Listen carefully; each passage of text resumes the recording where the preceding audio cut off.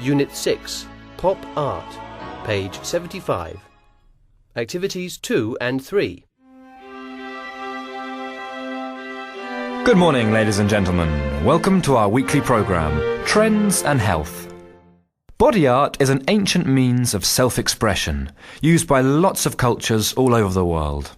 Some forms of body decoration traditionally associated with punks.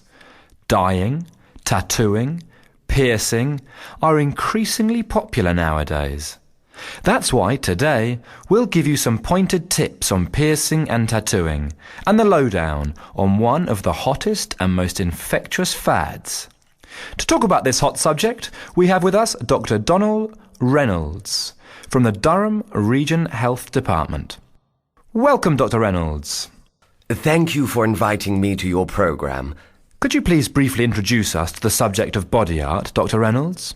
Body decoration in the form of tattoos and multiple body piercing is one of the latest fads that young people have adopted to express their individualism and creativity. But as more and more people take to the needle, the chance of becoming infected during or after the procedure is often overlooked or underestimated. I didn't know the problem was so serious. How can people become infected? Whenever skin is broken, whether from a cut, a tattoo needle, or a piercing needle or gun, care is required to prevent infection and the spread of infectious diseases. Could you perhaps be more explicit about infections? Certainly.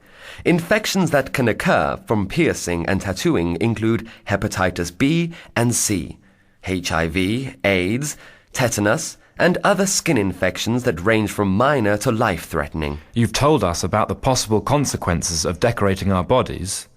How much risk is involved? The exact risk of acquiring one of these illnesses is not known. Allergic reactions to the tattoo dye or the metal in the jewelry are some more commonly occurring health problems resulting from decorating our bodies, besides the ones I've already mentioned. Those who want to have their bodies decorated must surely do something to protect themselves. What should they do? Well, before the procedure, watch the operator to see if she or he is using new disposable needles.